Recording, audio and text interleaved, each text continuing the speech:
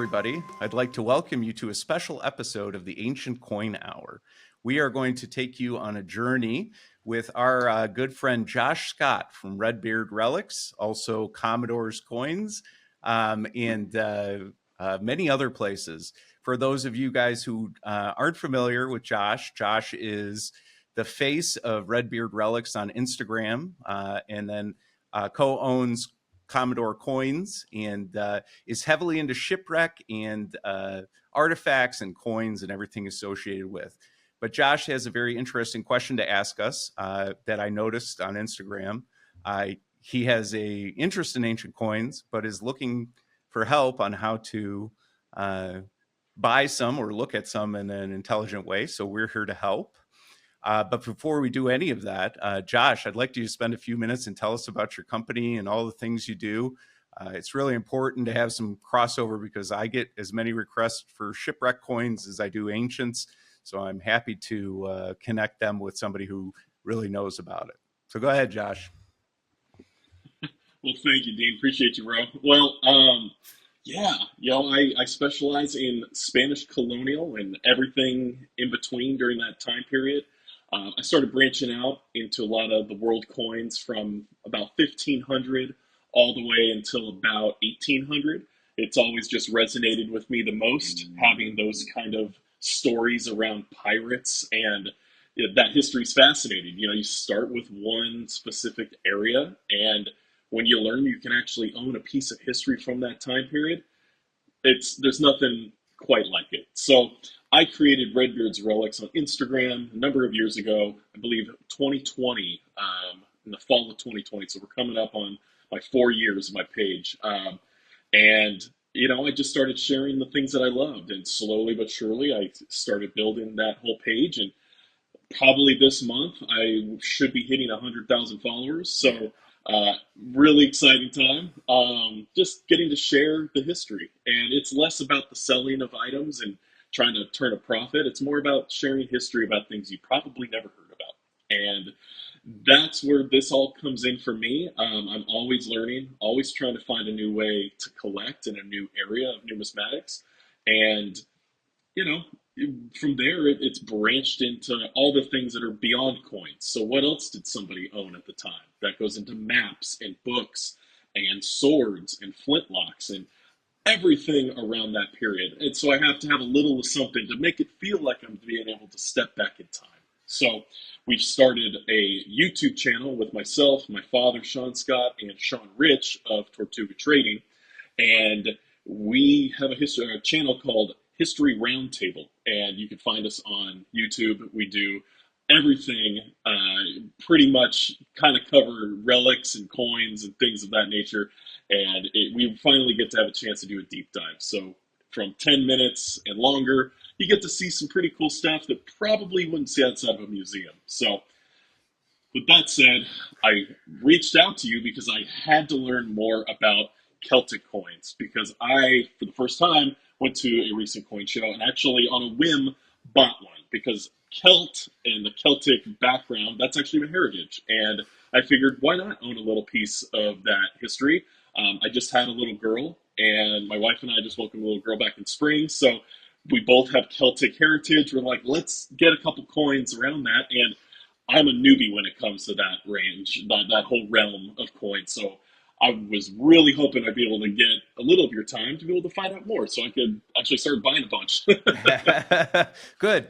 That's exactly what we want, and we're going to take this opportunity to try and walk you through a couple of little steps that I think are helpful, and that it will help you point in the right direction. The first thing I wanted to mention, and I don't have it pulled up here, but there is a really nicely done YouTube video on the ancient Celts done by kings and generals, and it's about an hour long, and it's really the history of the Celts from the beginning until the Roman occupation. And just a really interesting, there's not a lot of knowledge about early Celtic culture, only through investigating or digging up ruins and finding out some of that. But I just want to ask you, from the outset, I assume, first of all, redhead, so I assume Celtic background. Is there what do you know about the Celts, or what do you know uh, that you feel confident that historically that you could share? Yeah. Well, so the history that I've just picked up over the years, just from it was kind of always described as a almost like a short chapter in Roman history. When you start seeing, you have the broad scope of the entire Roman Empire, and there's a they always like have a dog-eared page like, oh, this is when they made it to the UK, the British Isles, and they only got so far, That's right. and and things around that. So I know just enough to be dangerous, not enough to know what I'm looking at numismatically, but you have famous names like Boudica, and you have big, like, the image of these Pictish and Celt warriors covered in body paint fighting Roman legions, and that's uh that's kind of about all I've got. And the only other thing is I do have friends around the UK who do a lot of metal detecting, and once in a while they'll find one of those coins, and I just I don't even know where to begin to learn and know what everything is on there because they look so different than any other coin. That's right. That's right. They're actually something we've desperately wanted to cover on this channel because of the unique art aspect of them. Because they had a lot of relationships with the Greeks and the Romans, they did develop some of the coinage in similar style, and used a lot of the same kind of markings and stuff. But they had their own art, so one would call it more of a abstract art, or to your classical Roman or Greek, this is more the Picasso to your traditional Michelangelo or something like that. And they are just beautiful and really not really well known, not really well covered. And so we'll just start with your bit of information here, which you have. So Celts as a big group. Celts were not just based in England, which we found later on. Celts were all over. And so in the Bible, Galatians, those are Celts. In Spain, Iberia, those are Celts. Gaul, the Gallic folk, those are Celtic. And then, of course, the ones in England, those are Celtic too. It started out, from what I understand, they did a dig in the 1830s or 1840s in a town called Hallstatt, and they really kind of found the beginnings of the Celtic culture and where it started from. And that's because they had I think they had tin and copper mines that they could access. And that's really how they started interacting with the Greek world and the Phoenicians and some of the other ancient areas. And that's how they developed wealth, through trading. And then they developed a class system, things of that nature. As you move from the Iron Age to the Bronze Age, and then further, about 450 BC, they basically identify that as a time period from 450 BC to 50 BC as the Latin period. And so that would be the period that we're most familiar with because of all of the interactions with the Romans and the Greeks. From the Gallic tribes conquering Rome in 390 or 380 BC, all the way to Julius Caesar getting the surrender from Yeah. Vercingetorix there in I think it was 48 BC, and so that's really the time period where coinage exists. The Celts have a very interesting art, kind of how they showed their wealth, through rings and bracelets and all kinds of stuff. But everything is very circular shape. That's kind of a theme within the Celts. But anyway, that's kind of a broad history. So we want to narrow it down. So what I did is, what everybody does is they go, okay, so I want to learn about the Celts. Where do I go? Okay, well, I'm not going to use Wikipedia as the smart man's, but it's a good directional, right? So we look here at, kind of the history of the Celts. You can see they're broken up, right? The Britons, the Picts, all these different ones. And there's a lot of different terminology you can learn about. Again, I recommend that video that we talked about on Kings and Generals. There's just a ton of information. But as you get into Celts, it's not like a big Roman society where everybody's it's kind of a disjointed society. where each individual area has, a king or a leader, tribal leader. And so they started to break up from that 450 BC period of time.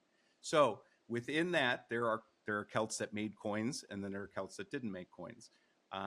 But if you're interested, you can look up the different tribes of Celtic people. Again, I'll just pull up what I very easily did with Wikipedia and looked at what are the names of the tribes. And it's very interesting because there's a lot of these that have kind of history that maybe you didn't realize. So let's see here. I'm trying to find very explicit, the Helvety. Let's see here. Let's see, the Belgae. The Belgae were one of the tribes here, which modern Belgium is named after. There are the Parisians, which are also became Paris, but all different kinds of tribes throughout each of these areas. And so there's a lot to learn, even within those kind of areas. So what I would recommend, kind of try to find an area that you relate to. Obviously, the Britons would be kind of what Josh is into, but there's a lot of these little different areas. And maybe if you can trace your family history back to a certain area, you can certainly look. But anyway, so you look up, kind of what area you're interested in, on the Celts. And then I'll do one more simple Wikipedia search, Celtic or Celtic coinage. So there's a lot of different types, that you can find information on here. And a lot of the coinage that they issued is similar to the Greeks because they dealt with the Greeks or the Romans, depending. And so you'll see a lot of images that follow kind of a similar pattern, just done differently. So we let's just say we have an idea kind of about the coinage. So now that I know a little bit, now I want to do a little deeper dive and try to really understand. So on this channel, we always recommend that you do some research on coinage to try and find some books that are authored specifically for that kind of thing. Forum Ancient Coins is a great resource if you're not familiar with it. There is a sales site or sales portion of this website. And you can see that they have a number of coins for sale here, but they also have a lot of resources. And so they have fake coin reports, maps of the ancient world, and then they have guidebooks on where you can find very good books on Celtic coins. So these are a couple examples. Coinage of the Celtic world is definitely one that has come up a number of times. It's just as easy as Googling it too. You can find out, but these are the ones that they kind of recommend for them, and I would encourage you guys to take a look. But there's a number of different authors that have really visually stunning pictures and photographs of the coinage, and gives you an avenue into do a little bit of research, which we always recommend because ancient coinage is not only a little trickier than your average coinage, although your types are normal or more like ancients. But there is obviously fakes and easy ways to make mistakes in the ancient coin world. So we wanted to help you do that. So we have a little bit of literature. There are plenty other places that you can do that. But this is my first recommendation. And then where to research types or where to investigate prices. So now you have an idea. You've done some reading. You like Celtic coins. You like the art. But I don't know what this stuff is worth. Well, I don't know about you, Josh. Do Spanish colonial coins, do they have like price guides or anything like that? No, it's very much from my entry understanding of ancients. Outside of the pieces that have been encapsulated by NGC or another grading company, where you can actually go and see, check on one of the major auction sites and see what something's sold for, it's kind of hard to tell. There's so many. Well, the thing that really makes Spanish colonial very similar in ancients is you won't find two coins that are the same. All these coins I do know were hand struck, and so with that, there's that human that human error aspect of it, which is great because that means nobody has the same two coins, which is so cool.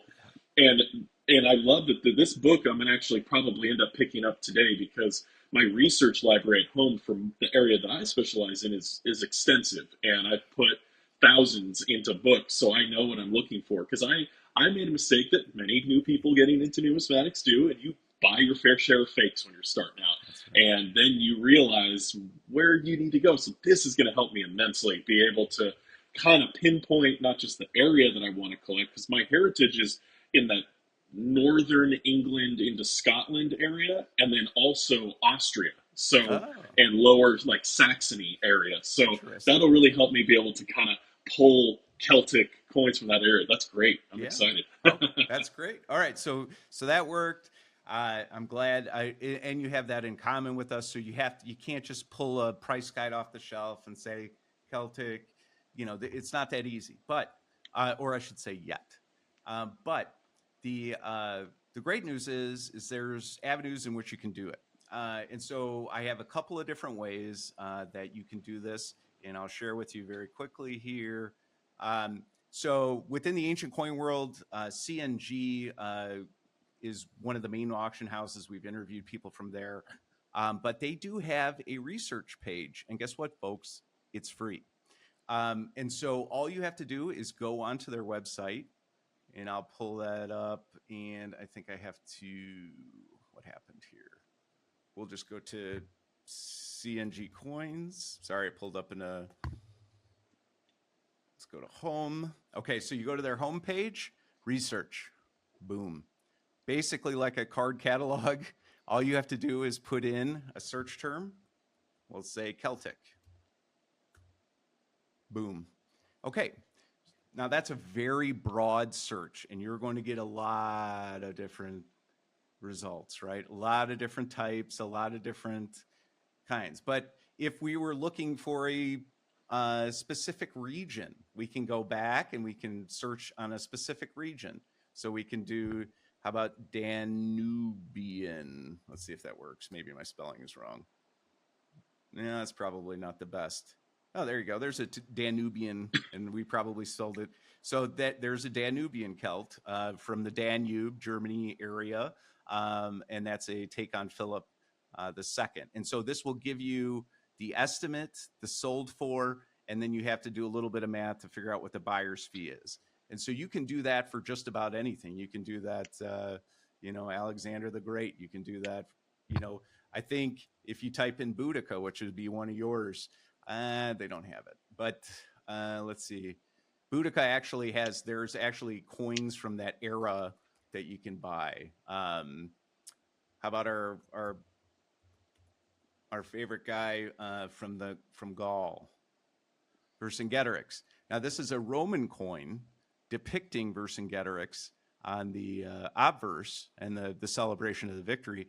But there's also, you can see, Gaul, 2nd century BC. There are some other Gallic coins that will be tied to this. But within this, you can research, you can identify a good price range. You look at by date, recent, and that's CNG coins. All of that's free.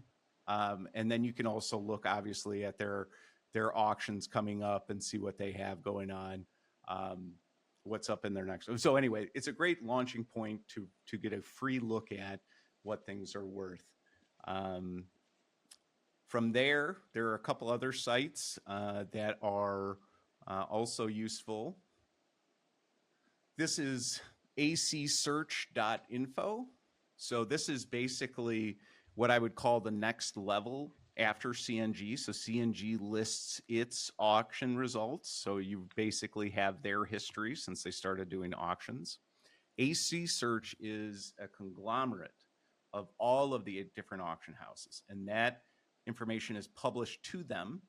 And you can look up, let's say, Celtic again, and you type in search, and they will give you what the last auction is, what the hammer was. It won't include the buyer's premium, but you'll get not just CNG, not just Heritage, not just the coin cabinet, but every different type of auction house that's subscribed to here. So you'll get a wide net of different coin types that you can look up. and get a good price on. So it'll give you at least a outsider's look on what you think, um, a good price is for a coin. And so that way you can make note and not make a mistake and overbid or overbuy at a dealer. So you can subscribe to AC Search. I think it's like $19 a month or something in that neighborhood. And they will give you all of the prices. But that's why I use it second, because CNG is free. So that's the primary one we start with. After that, there are other ones that have more information, but cost more. And I didn't want to, for the sake of time, just keep going and rattling off. So far, so good. Josh, you keeping them up? Absolutely. This is all great. Great. I'm glad it's being helpful. Okay. So now we have a little bit of history on the pricing. Where do I shop, Dean? Where do coin collectors search for ancient coins? Well, there are two main consolidation houses, is what I would call, for current auctions, and then there is two main consolidators for retail or list price sales. So if you're looking to buy something at auction, which is traditionally a very big portion of ancient coin collecting, there is a website called Bidder. Bidder is kind of this platform for all the different types of auctions. And so it has all of the different auctions set up either on e-auction or an actual live one that you can participate going through the company's website, or you can do it here. Like today was the NAC sale. You just click on here and you can be a part of the auction. But you can also see what's coming up in the future. So if I look up Celtic coins, look, a Middle Danubian, Celtic Philip II. I just love those. The art is just so neat. But anyway, so you can search at all of the upcoming auctions coming up, and you can see all the different types. Look at each one of these has a different take on this Philip II coin, which is a standard Greek type. But each one of these is just a different take, and that's why these coins are so beautiful. You can't, there's nowhere else. Everything else is very organized and regimented, but the art behind these is, just neat. Anyway, that's me. So bidder.com is a great place to look for upcoming auctions. You can either bid on the website direct, or they can give you the link to the website to bid on there. The other one of these types for auctions coming up is this one I use, and there's no other real reason other than they do, their pictures are bigger. So I guess I've gotten to that age where, so similar thought process, consolidation house of all the open auctions. It's just a matter of how you want to look at it. And then you can do the same search, Celtic, boom. And like I said, so the picture's a little bigger. I like it a little better, but same aspects. Here are the Celtic coins coming up at auction here in the near future, and what you have options to bid on. So that's from the bidding side, and then we can go to the auction or the fixed price list. So of the two main websites that you can buy ancient coins from, these are the two that I recommend. VCoins, which I'm actually a part of. VCoins is probably the largest ancient coin marketplace in the world for all different types. And you can see they have the different types that you can look up. Look, boom, Celtic coins. So then you have, they even have it broken down. Britannia, is that what your specific interest is? So here you go. Yeah, let's try that. Yeah. Yeah. So you have. Oh, wow. There you go. You can get a coin from the ancient Belgians, the Cadavillani. It's so funny because most of these names I know from reading Caesar's book or learning about, but it's just so neat. And this is these what's it called? The bracelets and stuff are very common Celtic forms of art that can be bought. They call it ring money, same idea, just not a coin. but this specifically is for Britannia, with Danubian region, and then, or I'm sorry, and then Gaul, which is the Vercingetorix behind us, and that that group in what is today modern France. So each of the different types are broken down for you, and you can look and see. And the other website that is works like this is the European version of VCoins. It's called MA Shop, and it's really a another clearinghouse for a bunch of different sellers that sell from all over the world. And you can go to categories. You can go to ancient, Celtic coins, boom, and there you go. And then again, they have it broken down by your types. So the Belgica, the guys who ended up with Belgium, the Catalani, all the different types, the Danubian region, German types, and each one of these is broken down so you can see and look. So you know what the prices are, and you know where to look now. I would say that these are the two main. Now, there are a couple other coin places that I would recommend because it's Celtic, and that is because people in the UK have a very strong love for Celtic, and so they treat Celtic coins like their own. And so any coin dealer in Britain or in the UK will have a section dedicated to Celtic coins. And so each one of these regions is broken down here. You click on one of those, the Catalani. Here are the types that they have. This is, obviously in Britain, so the British pound is what they're sold in. But this is a good website for you to look at for Celtic coins. There's a couple others that I would recommend if you went to, I'm trying to think off the top of my head. Anyway, so there's a number of different British websites and European websites that you can find these Celtic coin types all over. And so that's kind of a high level,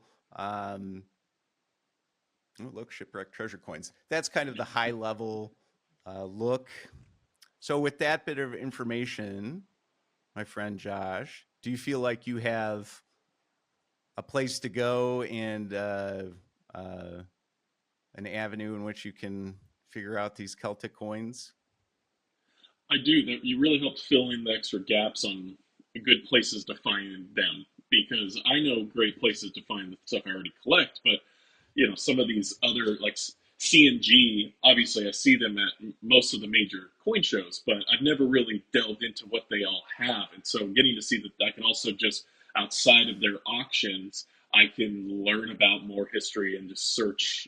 And once I figure out exactly which tribe I want to do, I'm going to go down the rabbit hole and, open up the books and go into all the good stuff. So I'm really excited. This is going to be really fun.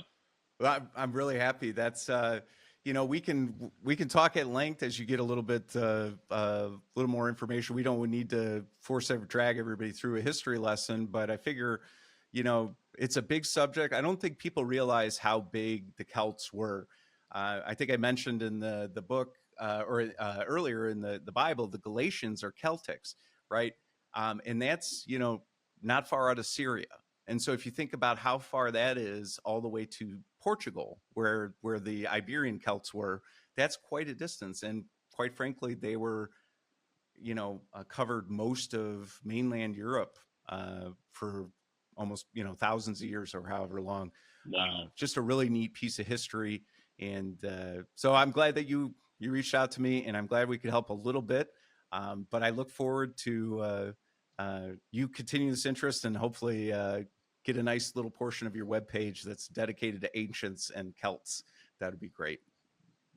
Yeah, that's the goal. Next is branching out into those exciting stories, and as I start picking up some pieces, I'm definitely going to be doing a whole series on them on my Instagram and then on our YouTube channel, the History Roundtable. So why don't you do us a favor and give us one more spin around where all the places that we can find you, Josh, and learn more about what you're doing. yeah, well, my main avenue is on Instagram, Red Beard's Relics, and I respond pretty quick. So if you ever have questions about anything in the realm of Spanish colonial, I'd love to talk to you. I post a lot of exciting history videos on all sorts of treasures all throughout history, right there on Instagram. And then we also have a new show on YouTube called The History Roundtable, where myself, my father, and Sean Rich, we dive into some amazing artifacts that we all personally own in our collections, and you get to an up close and personal look at just cool history. So would love to see you there. Yeah. Check us out, and I'm hoping to do now our next episode all about Celtic coins. Absolutely. So I got to go get some. Yeah, that's right. That's right. Well, Josh, first of all, let me remind you, and share with everybody that you really are the gold standard of social media of coinage, and I work hard every day to try to be, emulate the good things that you're doing, and we have a tremendous amount of respect for you, and really love what you're doing. We need to get to the production value that you've gotten to, but we're not there yet. But we're trying. I know a guy. I can help you. Right. But I wish you tremendous amount of success. I can't wait to see your YouTube channel and learn about this roundtable and learn about a bunch of stuff. It's exciting. And as always, we follow you on Instagram and see you every day. But I really appreciate the time, and thank you so much for taking a few minutes out of your day to talk to us. Well, thank you for the honor to be able to be a part of this amazing show, and hopefully I get you on ours next. Yeah, so let's do it. All right. Thank you so much, Josh. Thanks, buddy.